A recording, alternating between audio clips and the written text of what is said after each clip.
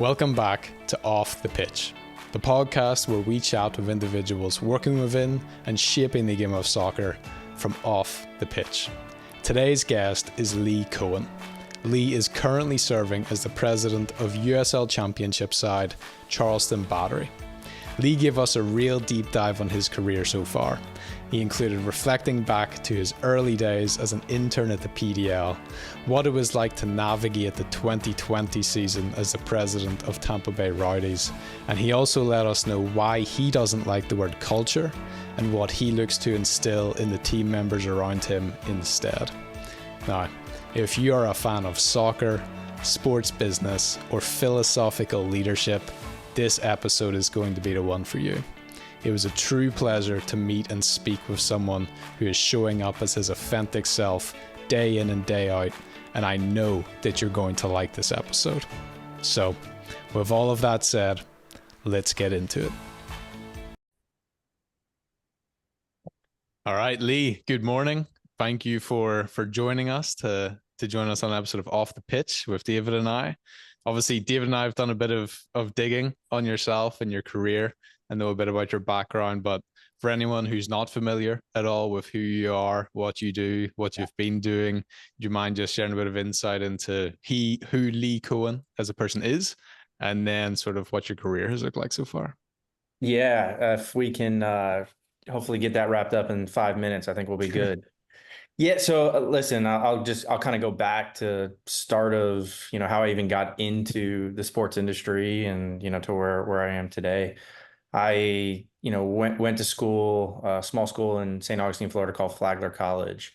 And I'm going to tie this all back in because I think it just kind of shows you how fortunate I am to be where I am today. Went to school, sport management, and I'll never forget, got in there first class. And I don't know, I didn't know anybody, but somehow I was nominated to run a golf tournament for the intro to sport class. And it just gave me my first exposure of like how to lead and what it's like to kind of organize and put on events and just the impact it has, whether it's through the participants or the team members that you're working with or the facility that you're borrowing for that day. And I decided that I was going to really focus at that point in time my efforts in being in the sports industry, and took my first internship. I thought first of all, soccer was never anything I was ever going to be a part of. I didn't play it as a kid. I didn't play it in college. It was just not a passion of mine. Baseball was. I took my first internship in 2004. I grew up in Cocoa Beach, Florida, and there was a club there called the Cocoa Expo. And it was a facility, it was pre-Disney Wide World of Sports complex. So they were hosting all the major sporting events for youth tournaments, etc. I thought I was going to work in their baseball department that summer. Showed up and they said, "Oh, sorry, we forgot to tell you, we already had too many interns in the baseball department. You're going to work in soccer." And I was like, "Yeah, what? What is that sport that I'm going to be working?" I mean, imagine, right? This is 2004. It's 20 years ago. Like, it just wasn't what it is today. You couldn't find it on TV anywhere, and it just wasn't a popular thing. I grew up in the Madden era of sports.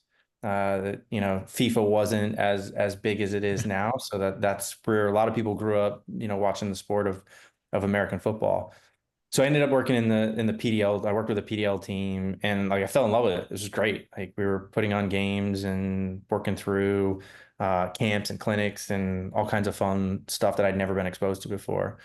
That was between my junior and senior year. My senior year of college, I had to do an internship to complete, and I decided I'm going to go to the USL and going to apply for an internship in the PDL department. I got to know the PDL director the year before, and I was like, "Hey, you guys have never had a PDL intern. Can I be your first?"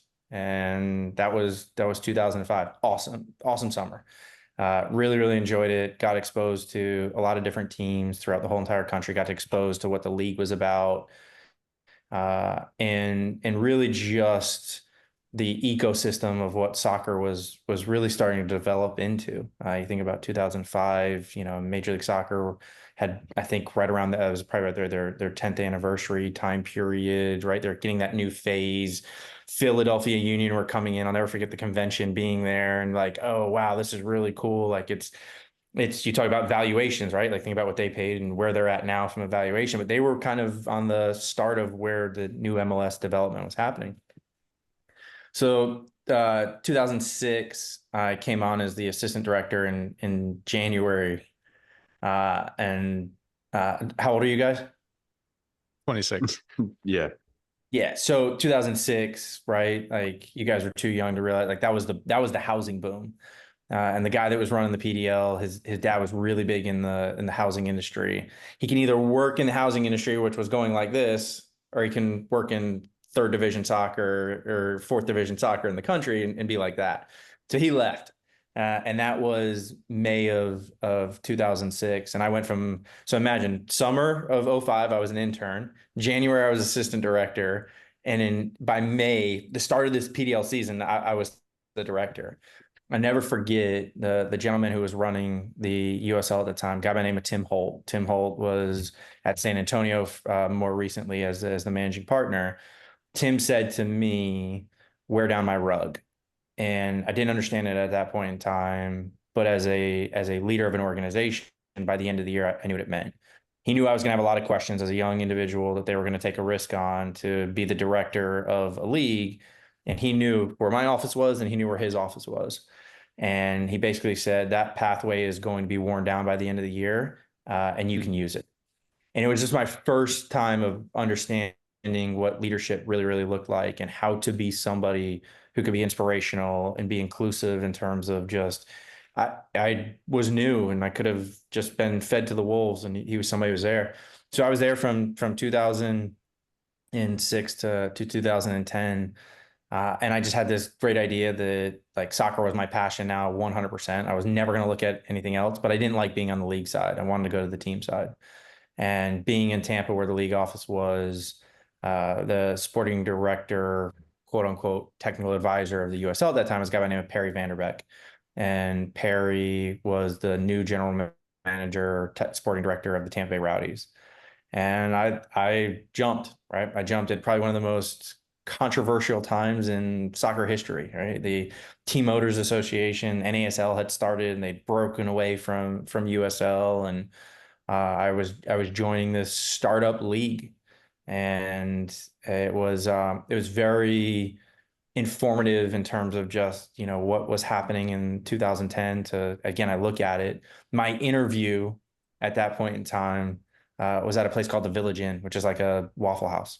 Like that's where I was interviewed in 2010 for a job in soccer. Like that just wouldn't happen today. And when I walked out of the interview, Perry pretty much said I got the job, and I had a Toyota Tundra, and we're walking towards my car. He's like, "Oh, you have a truck?" And I was like, "Yeah." He's like, "Cool. First day of practice, I want you to be there." Meanwhile, I was hired as the director of operations on the stadium side, and showed up the first day of practice. He's like, "Hey, we don't have an equipment manager. You're going to be the equipment manager. Hey, we don't have a team admin. You're going to be the team admin." And I was like, man, I really negotiated a bad deal on my behalf. I didn't realize I was going to wear all these other hats. But what it taught me was I understood what the organization looked like from the ground up. We were very, very small. There's probably 6 or 7 of us that that had started that team. And it was a unique opportunity to really learn what the team side of it was, and was there from 2010 to 2022, and experienced a lot of success, a lot of growth, multiple ownership groups that had come through there. The original owner was a local businessman and another guy by the name of Andrew Nestor. Andrew is now the sporting director of West Brom, just announced last week. So, again, good experience to, what I learned from that side. And I always thought with any one of the ownership groups, I always had to think of, I try and be ahead of them, right? Try and think of what would the owners anticipate. And I really learned different opportunities for each of them. The second owner is a guy by the name of Bill Edwards, local St. Pete guy, was in the mortgage world for a very, very long time, extremely smart business person, learned a lot on the business side. And then when the Tampa Bay Rays bought it from Bill, Stu Sternberg, Matt Silverman, Brian Auld just gave me a great opportunity to just run the club the way I would like to run the club. And we always say that in any industry that we're in, oh, if I get my opportunity, this is the way I would do it, right? And then we get it, and then we don't always do it the way that we would have told our younger self that we would. And I use that as my platform to say, like, yeah, I'm going to make mistakes, and I'm going to figure out what that looks like, but I'm going to learn from each one of those mistakes. And so in 19 was really my first ever real time of running a club by myself. Yes, the support was there and the ownership was there, and hired Neil Collins as, the head coach, and like kind of the rest was history from there, right? A lot of success on the field in 20, a lot of success off the field in 20 as well. For as challenging as 20 was, I'll never forget what the Rays ownership group had said to me. Like, I just really wanted to focus on football at that point, right? Like, we're going through the pandemic, and like, why introduce any other opportunities that could just be challenging? I'll never forget, Matt and Brian and Stu said to me, listen, like, if we don't learn from anything in 20, we're just going to be behind in 21. So let's open up the stadium. Let's have fans in the stands. Let's make sure we're doing it safe, and let's learn from it. And it's just, again, another great learning moment in my career of, like, just don't shy away from adversity. Don't shy away from things that are challenging. We opened up that stadium in 20. We had 100 gallons, 101 gallon hand sanitizer bottles inside the stadium. We had 100 people. It was like everybody got a gallon of hand sanitizer. But we learned so much from it that when 21 came around, we were prepared for it. And the one thing they basically did, and they said in their first press conference when I met them, is they hire people to do their jobs. It's our jobs to figure out how to get the most out of them. And so 21, 22, was 2020, 2021, very successful. We were very good on the field, 2 Eastern Conference championships, been to the final. And like, it's just the one thing that continues to elude me at that point in time. 22 came around, and there's a lot of things in life that changed for me. And it all kind of hit ahead, and I was burnt out and needed to figure out what was next in life. And took a step back, was 2, 3 months away from the game. And I had developed a relationship with Rob, and just through the years, and I'd had an initial conversation with Rob, and our conversation was supposed to be about sports and soccer, and it was actually about life.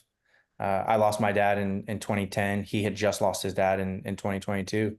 And we didn't talk about anything other than the experiences we both went through. I buried it for 12 years and never really addressed it. And that's when it hit the head, and time 22 came around. He was going through it. And we both just said, we're going away on a little bit of vacation. Let's touch back base in, the middle of July. And middle of July, we touched base. And, by September 1st, I was brought on here in Charleston. And I realized I've gone longer than 5 minutes, but I'm hopefully giving you a lot of kind of who I am and the personality with it. When I got here in 22, first thing was hiring Ben Pierman, the head coach. And just from my experiences in Neil and just getting to know Rob, it's about having the alignment, right? The alignment on the top, someone's going to push you, and the alignment from somebody below that, you can support. And Neil and I used to talk about this, and we made the comment, in life, it's not who you can win with. You can win with anybody. It's who you can lose with in life, because whoever you can lose with, you can figure out how to win, and you can get out of it really, really quickly. And Ben was that person for me. So hiring Ben here in Charleston with Rob, we quickly turned the organization around in 23. And I've unfortunately, there's another Eastern Conference championship, or fortunately to my name. While I've been present with a club, I've been to 3 straight Eastern Conference championships and won, and I've been to 3 straight championship games and lost.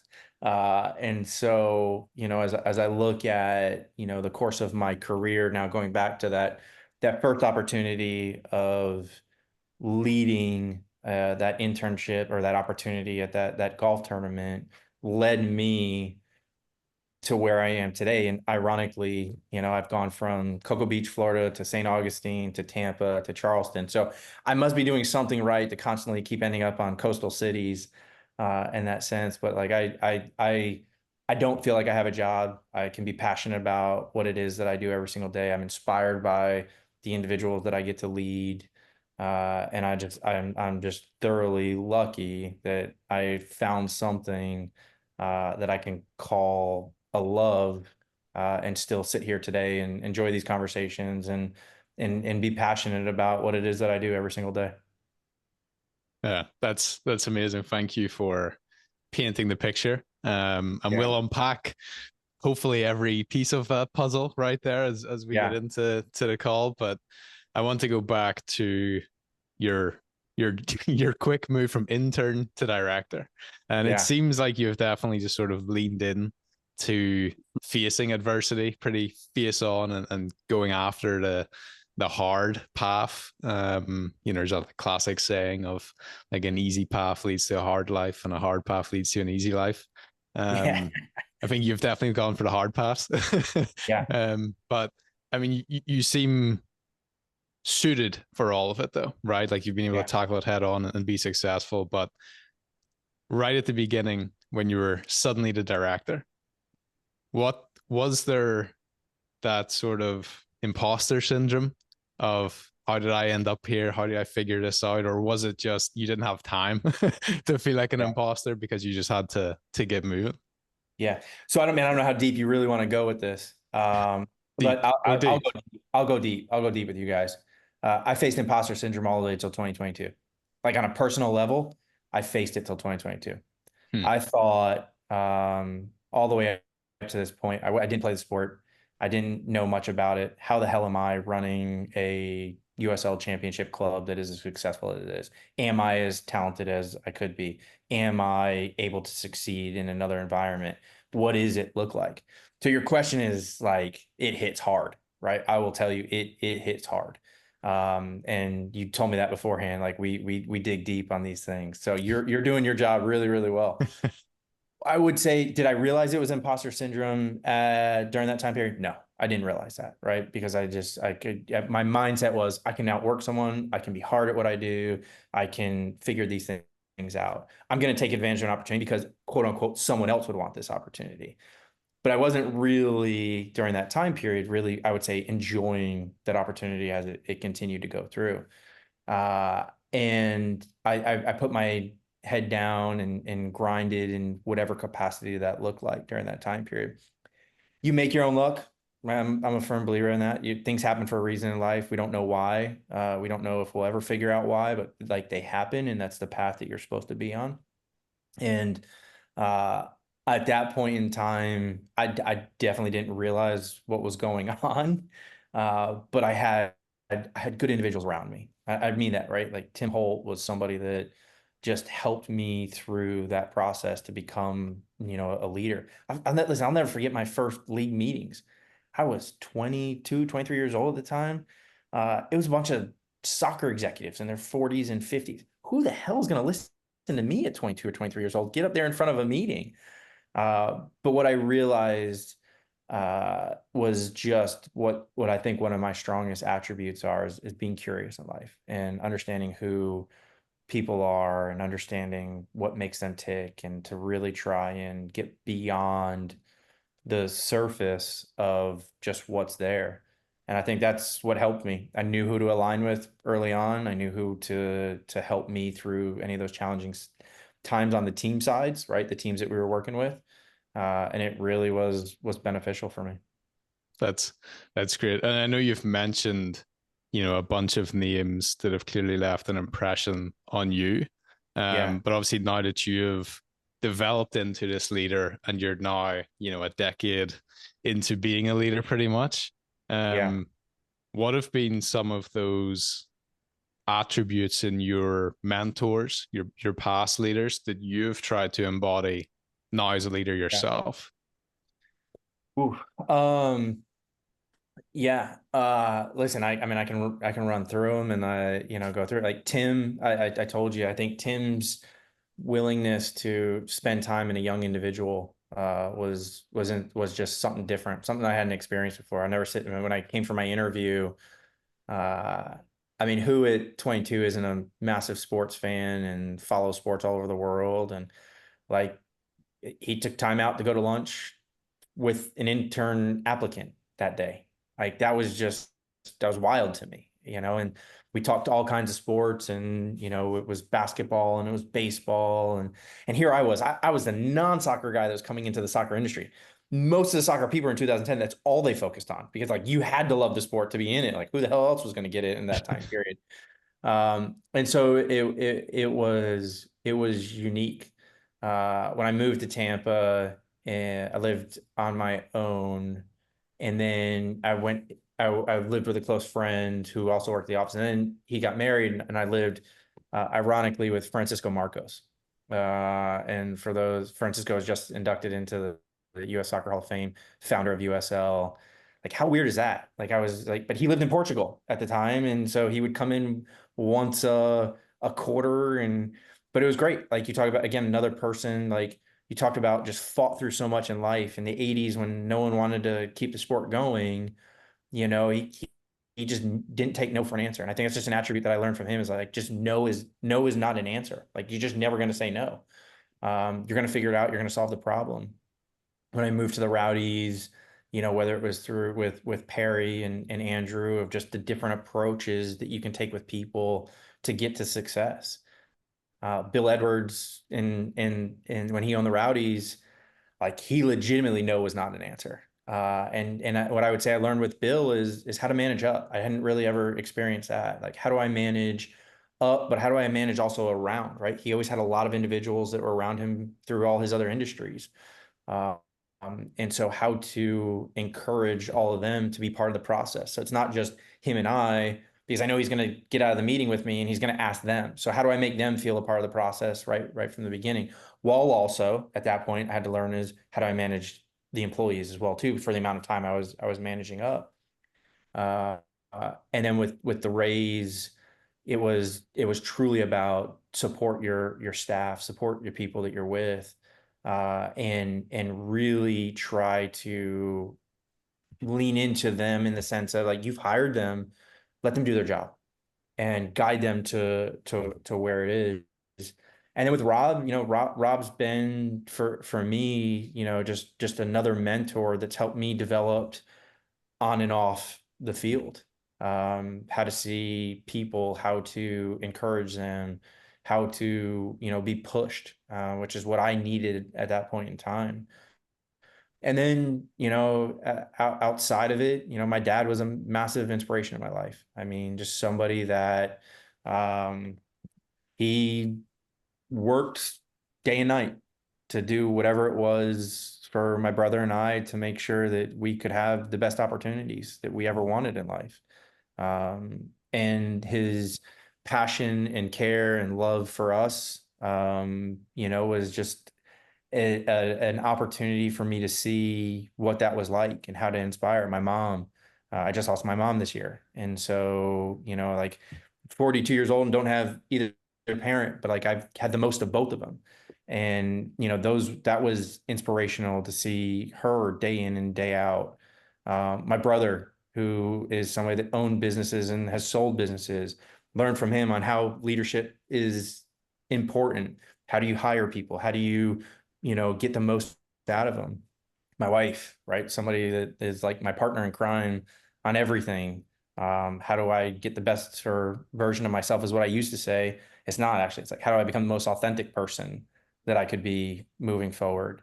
So when you look at all of those, right now we're talking about business, but like, business is so much of your personal life and then so much of your business life. And if one of those is like this at times, it's okay, because at some point it'll be like this, but it's how do you get back to a balance in that sense? And so taking something from all of those people, is really, really important.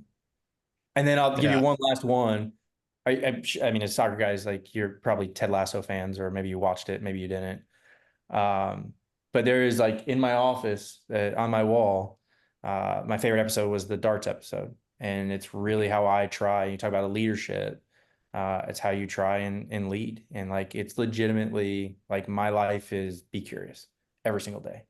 Be curious, and curious to what your path is, or what inspires you, or what drives you, and then try and embody that. So I think, yes, it's a fictional character, but I think that those things are also a part of how I am going forward. Yeah, That's awesome. Firstly, sorry to hear about your mum. Yeah, thank you. Thanks for sharing that at least with us. But I guess we can stick a bit on the philosophical side before we get Yeah, into the business side.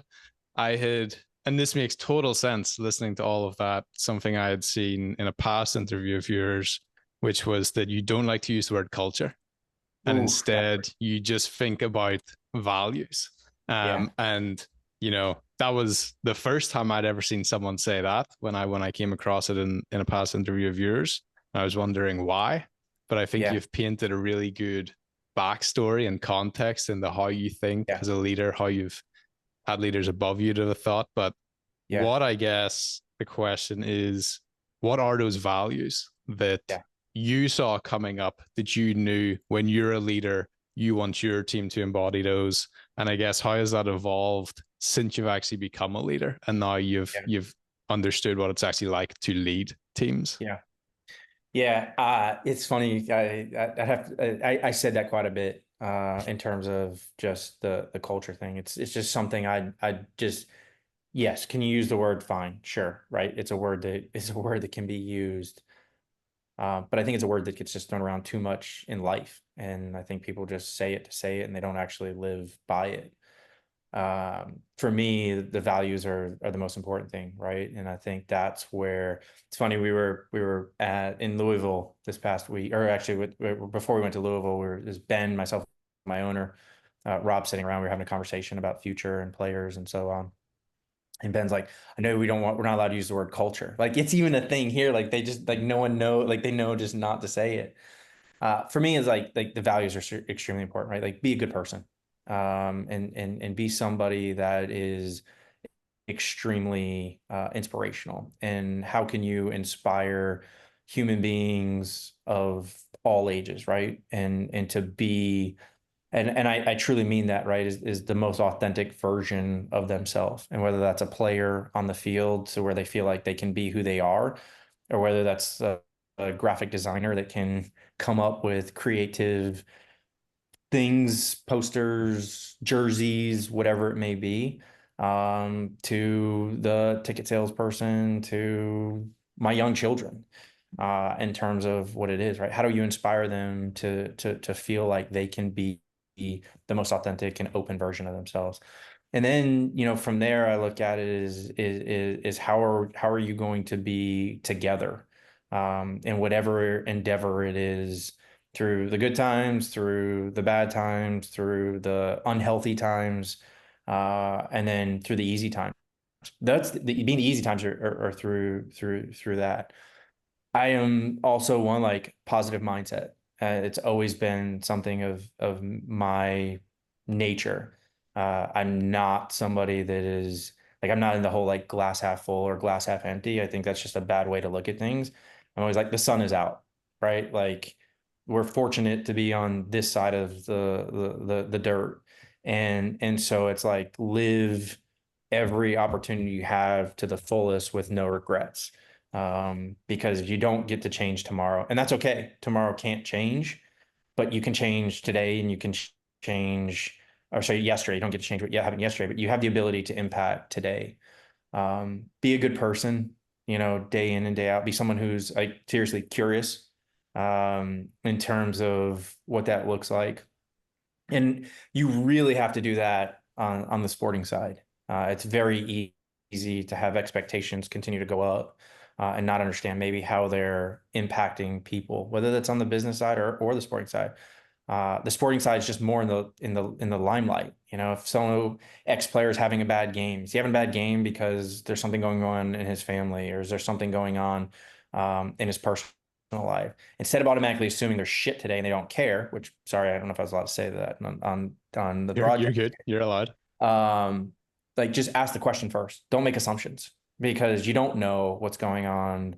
And what I will tell you is like treat people. If you always say like treat people how you want to be treated, no, like treat people just generally how like they should be treated every single day, which is through the right mentality.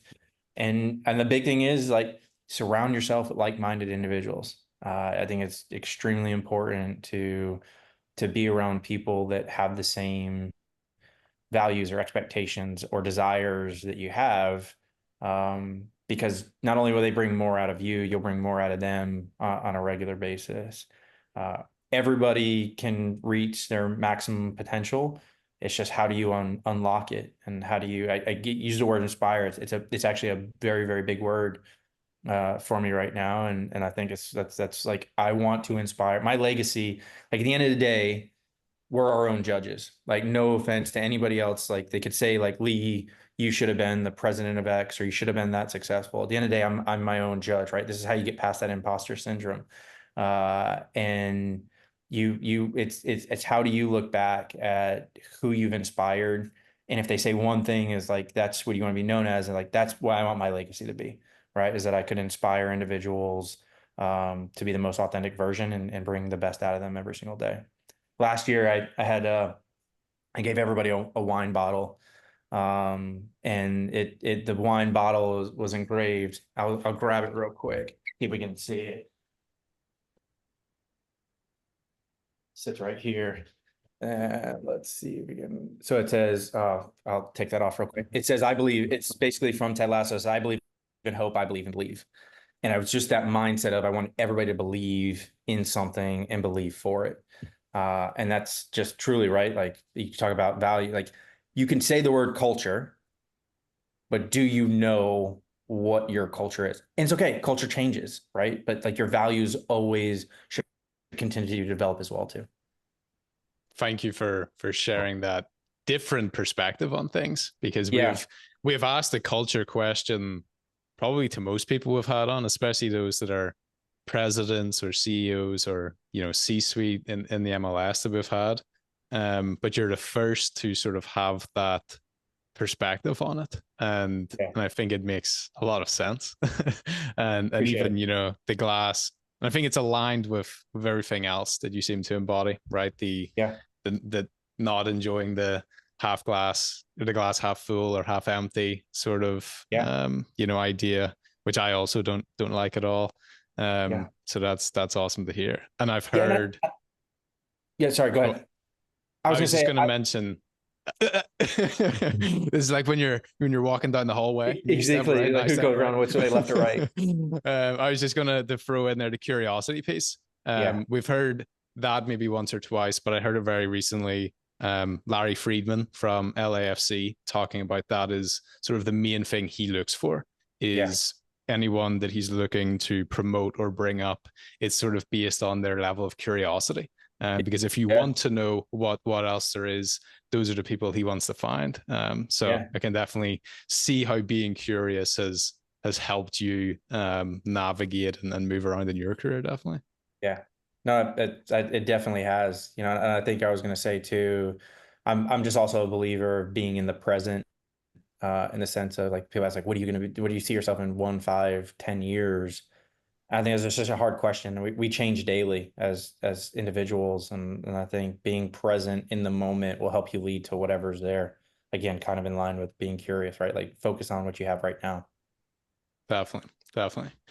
All right. Well, let's get back into the football side of things, the soccer side. So when you were on your vacation, right? You were taking your gap, and you the two of you had touched base that you'll reconnect after both of your individual vacations.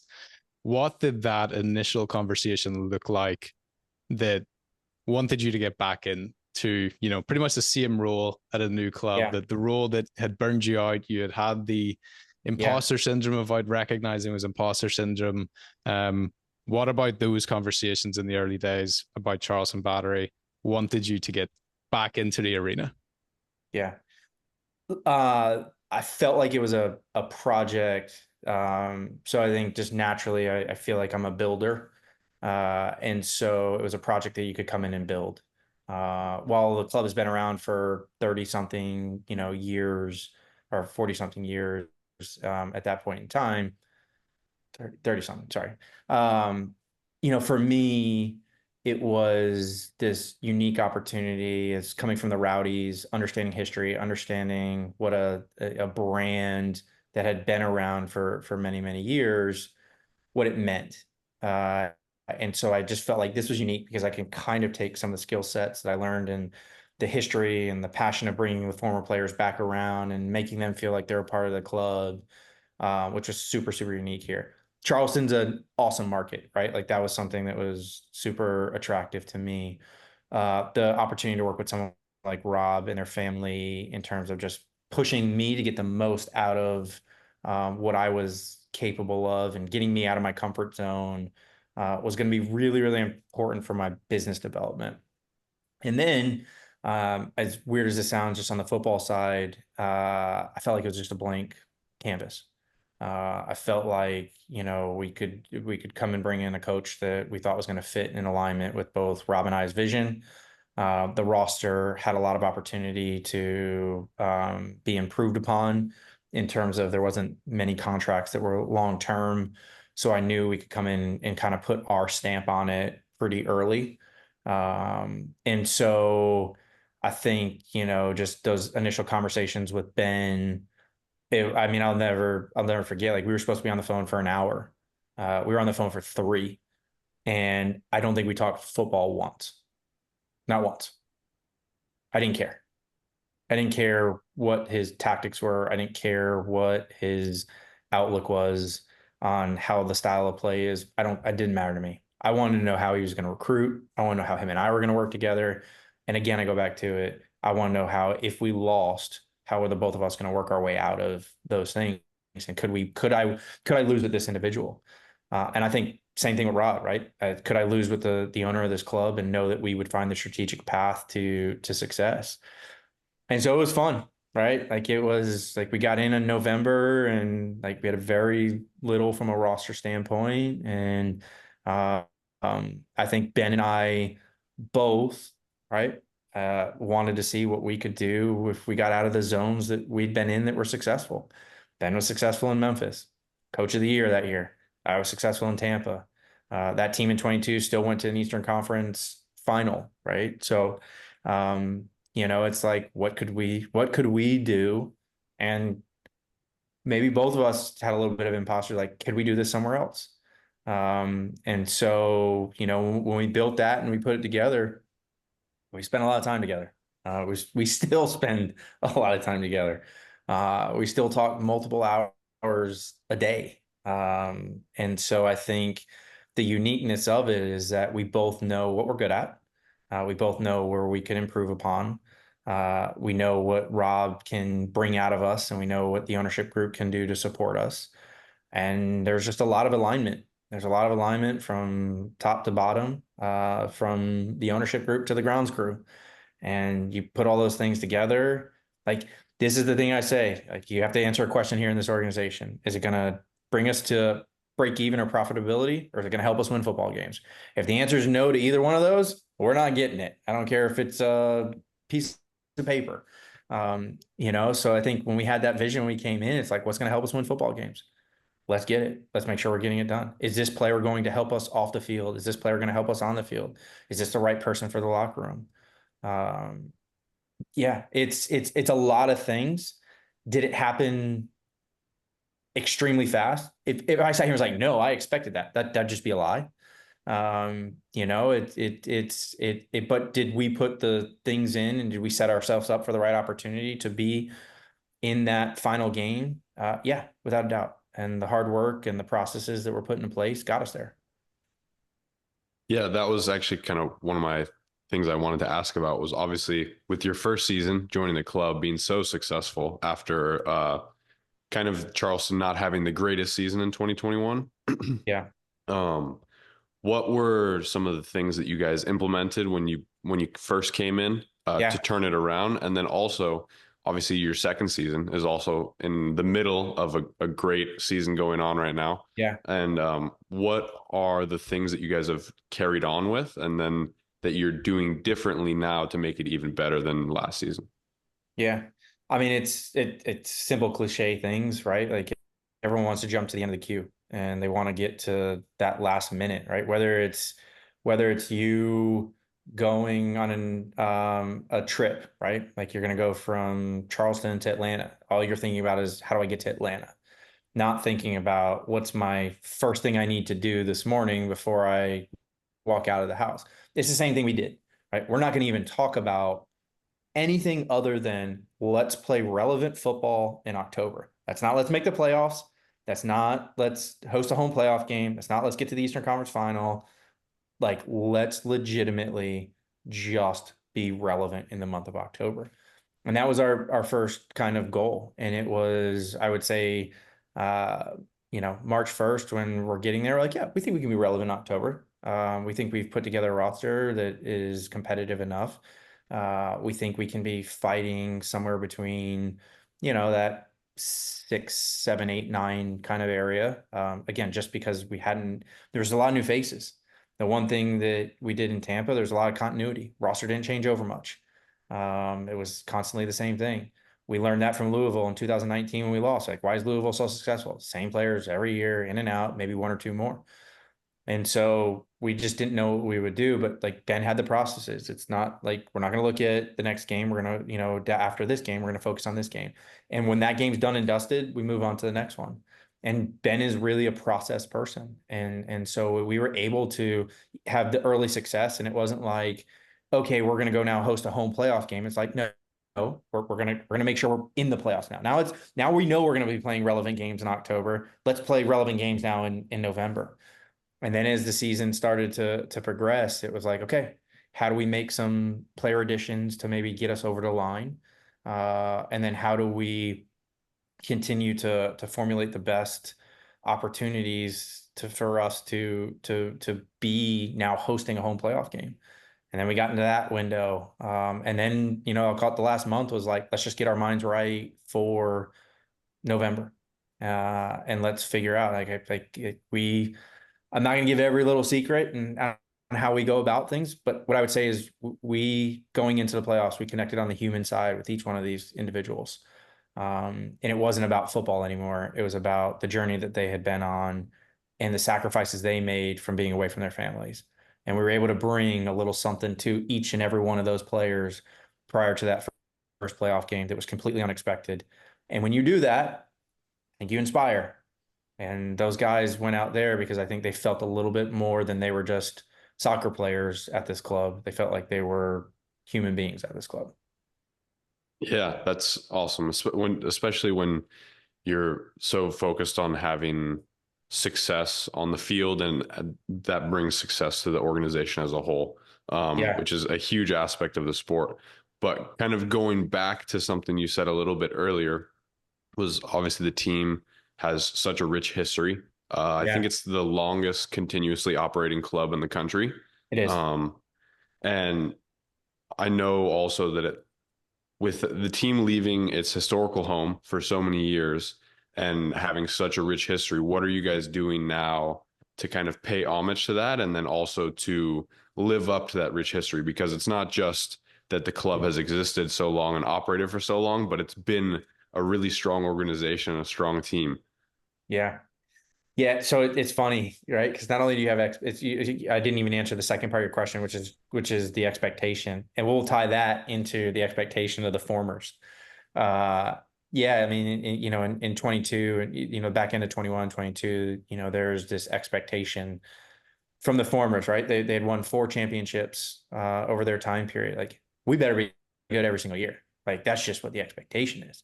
And I think, when the success wasn't there, it's easy to just get down, right? And then it's easy to focus on, well, when we were good, but nobody wants to talk like that. They want to talk in the present terms. And so, some of the stuff we did early on, from the improvements at this facility, it's different, right? Like, the facility we have is, they were one of the first ever soccer specific venues in this country, at Blackbaud, to now we're playing on College of Charleston's campus, and we've retrofitted it to be what it looks like, which is a super unique and different facility than most in the country. Has a very festival feel to it. But the soccer is relevant and it's important. There's a deck that's literally in one of the corners, and you can see it from the broadcast sign. The Ravenel Bridge is in the back. It's the alumni deck named after Coach Augie. And every single game, right? Like the alumni, whether you come with 5 people or you come with 15 people, they all get their free tickets. Like it's like you're in the family. You earned that, right? Like especially for probably the compensation they were paid in the 80s and 90s. And so it's a nice place for them. And it's a nice place for them to gather and to share their memories. And I think the really, really cool moment, we've had a couple of them, was obviously during the final when guys like Colin Falvey that were of the more modern era team, they flew in. Like these guys all flew in for the final. It's just awesome, right? Like there's so many players that still live locally here in the market. We played Atlanta. Ozzy Alonso came in. Ian Fuller came in. So it was John Wilson came back from Charlotte. So these guys, like there is this proudness to the club, and it's really really cool to see because the expectations for us are we need to be competing for trophies every single year. Listen, we're having an amazing year. Louisville's just having that much better of a year right now. And it's a real rivalry. But like the fan base, the supporters, the alumni, the ownership group, I think we're embodying what an organization should look like that is proud on and off the field, which is super unique and very rewarding as somebody who gets to represent the club as the president. It's as I said, right? It's not just about what we do on the field. It's about how we're making people feel off of it as well too. And it is awesome. Like this weekend is the anniversary of the 96 championship team. Like it happens to be the day that they won. And we have one of the former players that's doing the coin toss this week from the 96 team. So there's little weight, like we get a little bit of cool factor for it, right? Like how many clubs can say like, we have somebody from 1996 that was a part of the team that's coming to be the honorary captain. Like no offense to any club that just started in 2015 and beyond. Like it's really, really cool. And there's fans here that still know those people. That's also really cool. Yeah, so being able to sort of harness the heritage in that way. And I think something that I guess is probably very useful just as a whole for the club compared to when you were at the Rowdies, but also pretty much every other major market is there's no major league teams in the area. Yeah. And so that's something we've had to speak to quite a few people about. We've spoken to Stephen Aldrich, it's here in the Bay Area. And there's obviously a handful of different teams, major league and not. LA, we've had folks from LAFC and the Galaxy, but you might be the first person we've really spoken to that just doesn't really have any of that. Major league sports, competition, I guess, for lack of a better word. So what is it that Charleston Battery are competing with when it comes to trying to bring people to the stadium on a Saturday night instead of doing, I'm not too familiar with Charleston. So what else is there that people might be choosing between, going to a game and doing something else? Maybe I don't know if I'll ever not live next to the sun and sand. But that is one of the most challenging competitors we face week in and week out. It's a beautiful place to live. If you're not at home in Charleston, you're on the boat. And it's got its challenges in the summertime because, it's the weather's beautiful, the water's perfect, and people are out on the water. The food environment in Charleston, the food, I'll call it culinary aspect is top notch. And so there's always dining plans that are always, you have to book reservations in Charleston 2 to 3 weeks out to get a reservation. I mean, it's wild, right? So we're competing for more of the social life aspects of things than we are for the sports and entertainment aspect. But what I would say is being relevant and being good. The one thing about Charleston that's very unique is they love their sports teams and they love their sports teams when they're very good. And so, when you combine all those two things together, you get a little bit of that FOMO going on here. And it's like, it's the place to be. It's who can I see at the Charleston Battery game? Who can I meet? Who can I connect with? And so while it's got the challenges, in the summer months, it's probably the nicest weather, in the country in a lot of ways. from January to June 15th, and then really from about now until the end of the season. So we were fortunate. It's an outdoorsy town in a lot of ways because they want to take advantage of being outdoors, and our stadium's fit for that. But in the same token, it's some of the challenges that we're faced with because of just how we're situated and how coastal we are. Yeah, makes a lot of sense. I guess on that note of challenges, having Yeah, been president of another club, now being president of another club, yeah, what have been some of I mean, I guess COVID was a big one, right? In yeah. 2020, but what have been some of the new challenges you've had to face that sort of caught you off guard because you didn't experience those at the Rowdies? Yeah. Listen, I think your question you just asked me a while ago was, just a second ago was like, what are Charleston's challenges? And I would say, in Tampa, it was a metropolitan area of 3.3 million people.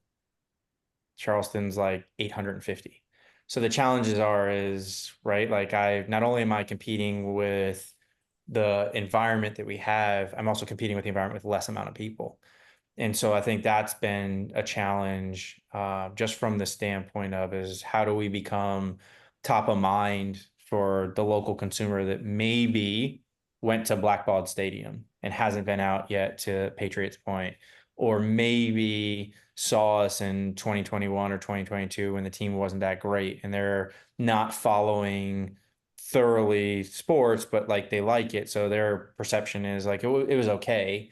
And so I think that's been the biggest kind of re-challenge. I would say sometimes it's easier to start a brand new franchise than do what Rob's family did, right? They bought the club in 2019 and then hit with the pandemic, and then tried opening up a new building during that process as well too. You didn't even really get a transition from where you were to where you are here. So that education is still happening 4 years later. There's so many people that say, "Oh, I love the Battery. Yeah, like Daniel Island's my favorite place to go play," or like I love watching the games there. I'm like, "Yeah, we haven't been there in 4 years. So do you love us or do you like us?" And so it's great in the sense that it's unique opportunities for us to just have conversations with people, educate them. And I always say the one thing that's why this sport is growing in my mind is two reasons, right? FIFA just really every kid plays it, and I really mean that. When I grew up in the Madden era, I learned so much about the NFL and college football through that process. Now so many kids know about the sport of soccer, football, through FIFA. And the difference is when I grew up, there was no, like, I couldn't talk to anybody around the world. We've just globally made this game even smaller. So it makes it very, very special on that standpoint.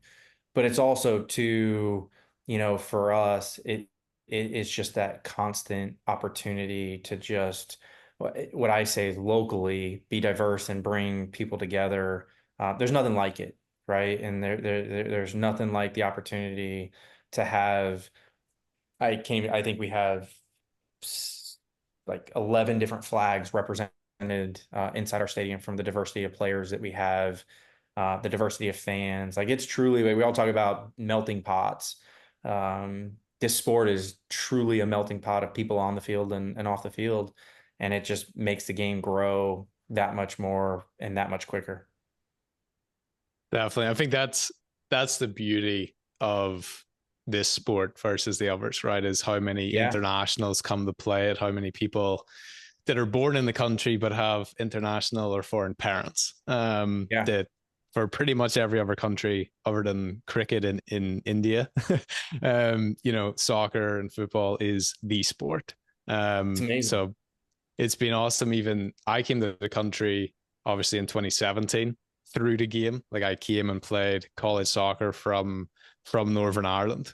So it's given me my pathway to the country as well in a different sense. And obviously Yeah, now working in it to some degree.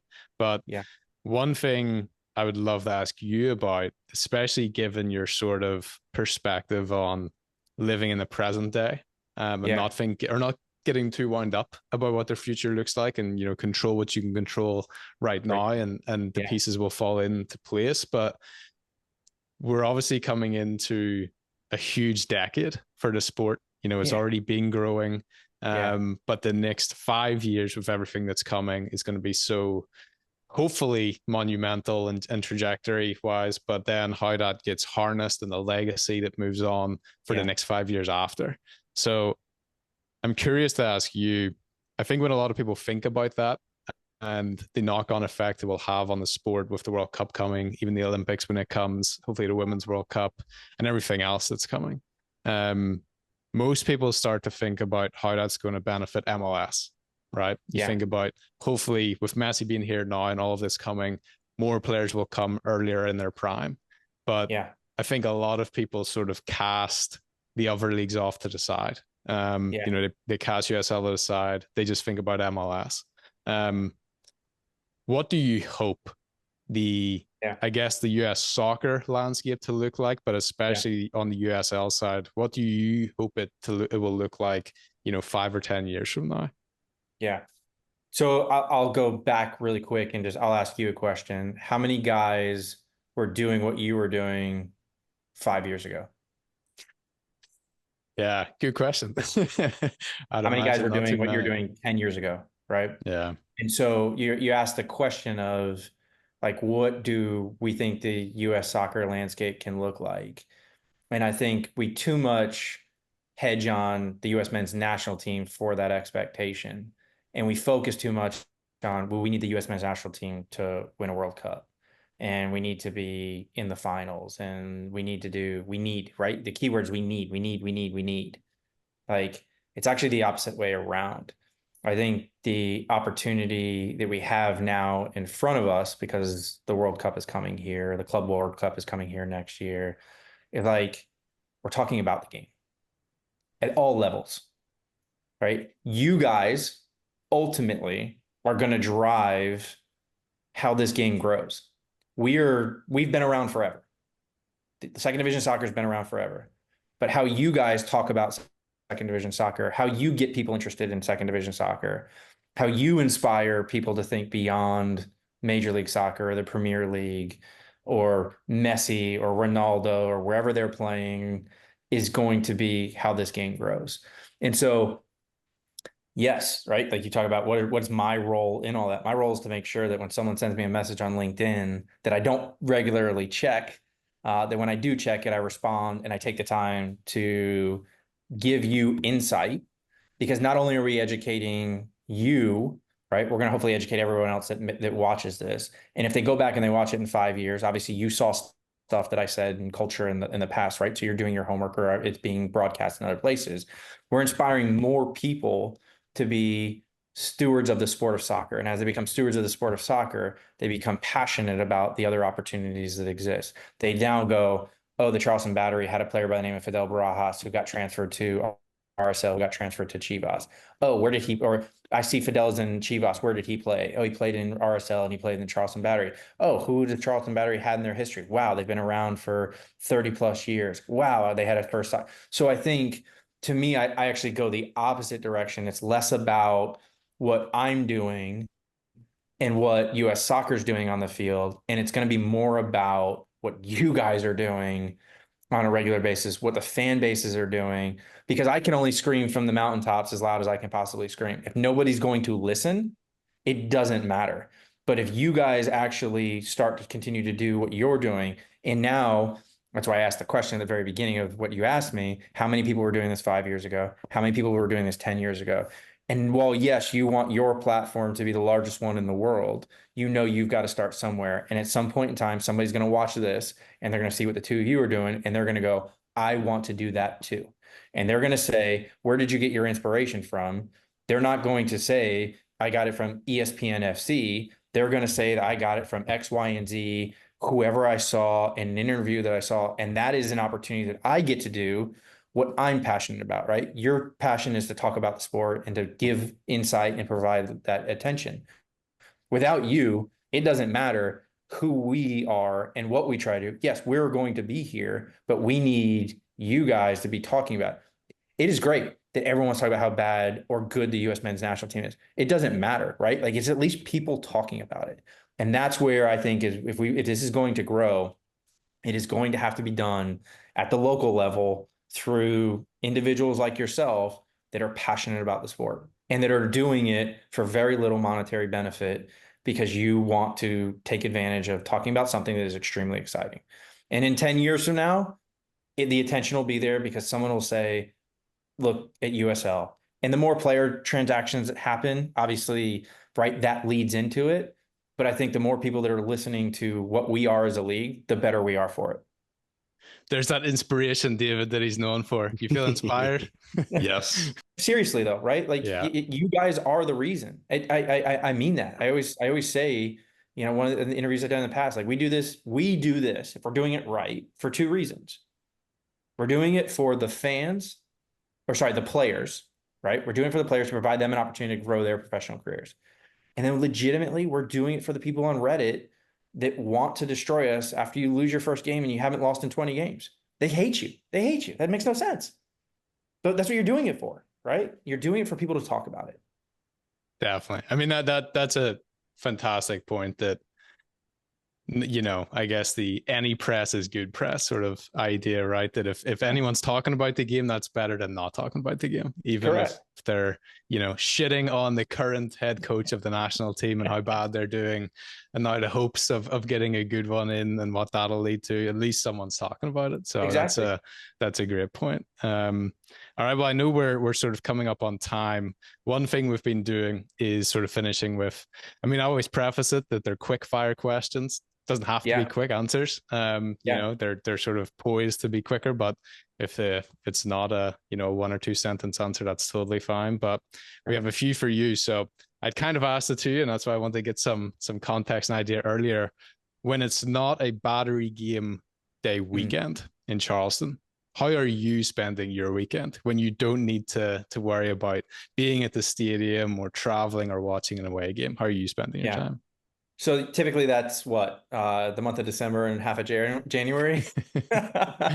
No, but like even on the weekend, honestly, I have 2 young children that are 10 and 6, and everything that's just transpired, you know, with, you know, me and my mom and, you know, my dad in the past, like my brother, my wife, like, you know, my brother lives in the Tampa Bay area still, and I really, it's like I try and put all my effort and time into them, or the friendships I have. Like I really try and live every single day to its fullest. So when I'm outside of here, it really comes down to family.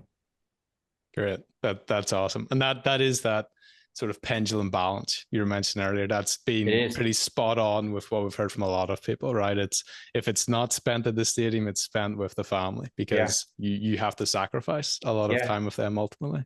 And I think you just have to learn, right? It's okay that sometimes it's going to be like this. And as long as you're okay with that, then you'll honestly be able to maximize it. Yeah.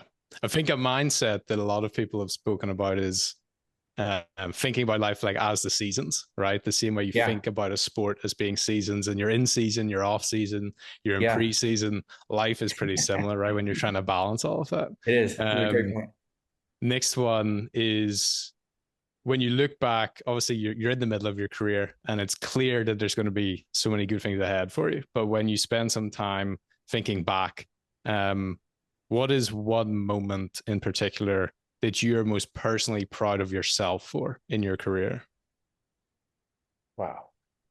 Man, it's just funny. You don't do these things sometimes, right? Like, and I think you don't think about what you've necessarily achieved, or, you know, what has been accomplished. I will say, last year personally was probably the best growth development I've had, both as a human being, but as a professional as well. And I think as I look back at, you know, the success I had here, through this organization, I think, as I told you, right, whether that imposter syndrome was there and it was going through it, I think it, while I may always have a little bit of that, because I think we all face that at times, I think it proved a lot. And I don't mean by winning an Eastern Conference championship.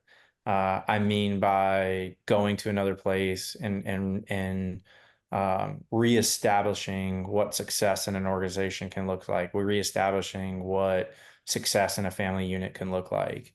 And I think just what I was able to show, our children about picking up and moving at a young age and leaving everything that they knew behind and being there to support them and showing them that like change is okay in life. And coming to Charleston and inspiring a new group of young individuals. We're a small staff of 12 people, and showcasing them to what being an inclusive leader looks like has been probably what I would look back at. And I did, as being the most successful year in my life. I mean, we've been able to feel that throughout this conversation, right? That growth that you've had very recently when you've had this sort of been forced to look backwards. But that's great. I guess the sort of last one, and then we'll look to wrap up is, and I think we'll know what the answer to this will be because we ask it to everyone, and you're one of a few presidents in the league that we've asked this question to. But what is the one thing in the remainder of 2024 that you're most looking forward to? And I know you don't like to look ahead, but what's one thing? No. That is fair. I think, for me, I would say just for like in 24, I think as to what we can achieve in this year. What I mean by that is like last year was out of nowhere. And to go back to your question, David, of expectations, it's a lot different when you're expected to be back in the Eastern Conference Final and to be back hosting another championship game. And what I would say, I look most forward to is just the adversity that we're going to be faced with over the course of the next 3 months. And what does that look like in the end? Because it's the coolest thing about sport. Like we just don't know what the end looks like. Like we just don't. We can think we know what the script is going to play out. We can think we know what it'll entail. But I think for me, looking forward to how we get to that point and then how we react from that point. And whether that's another opportunity at hosting a championship final, or whether that's another opportunity of getting to the Eastern Conference Final and maybe it's not winning, or maybe it's just how are we progressing through the back end of this year. And I mean it. I truly mean it, right? It's like that is a result. It doesn't define us. And so how do we go through the next 3 months to define what we are? And like winning doesn't define us on the field. It's how we're going to achieve whatever that is and what that looks like. And I truly mean, right? It's like, how are we going to make and provide opportunities for each one of these men and women at this organization to become the greatest opportunity they have this year in their business careers. And so they continue to feel that growth. If we win, that's icing on the cake. But if somebody walks out of here, it sounds really, really weird. Like I look forward to every single day, someone walking into my office and saying, I'm now going to Charlotte FC. Like that's awesome for me. Right. And not like, oh, why would you want to leave us? No, like that's great. So like to me, winning every single day isn't necessarily about winning 1-0, but maybe it's about the progression of developing these people and developing this community. That's awesome. And that's something I've been thinking about very recently, is not seeing success as this binary success or not success that's based on some predefined metric, right? David and I have just started marathon training. So I was thinking about it in the shower yesterday of like my time goal and thinking about shit, like if I get 20 miles in and my pace starts dropping and my legs start crumbling, I'm going to have to switch goals. So that's awesome to hear in like a day-to-day life scenario. For me, Matt, like I think you just nailed it. Like your goal tomorrow should legitimately be like, just get out there and run. And at the end, if you ran and it's 5 minutes, right, then you're like, okay, tomorrow, can I get to 5? And if tomorrow you get to 501, you can go back and you can say, why did I get to 501? What did I do differently today than I did yesterday? Not you didn't hit your goal. It's just what, like, assess, be curious as to what it was that allowed you to not maximize, what that expectation was. And I think that's really hard with goal setting sometimes, is that if you feel like the goal is not attainable, then you can drop off. But like the goal legitimately is like, just need to get up today. I need to go out and do it. And then let's see where we're at. And then how do I improve upon that the next day? And it may just be a one-off. And it's the same thing here. We may not hit our revenue goal this weekend because there's a factor that's just unbeknownst to us. But it doesn't mean we didn't hit our goal. Our goal is to put on high level entertainment for the community. The revenue goal is a byproduct of potentially other things that we can't control. Yeah, that's great. Well, look, it's been amazing to chat with you, Lee. I think we were really excited to chat with you, having seen your career and how quickly you progressed. And I think it's clear to see why. You're truly commendable as a person, clearly as a leader, and how you think about things has been a refreshing, different perspective than not that anything else anyone else has said has been bad, but the way you're thinking about things and going about things in this, take every day as it comes sort of mentality is really positive to hear. So thank you for sharing your insights with us, your time with us, and being vulnerable with us. That's been, really great to dig a bit deeper, which, as I mentioned before we came on, is what we love to do, is learn about the role, the job, but also ultimately, and more importantly, the person behind all of that. So it's been great to hear from you. No, I appreciate the both of you. I really do. Without you guys, not all of us always get to tell our story.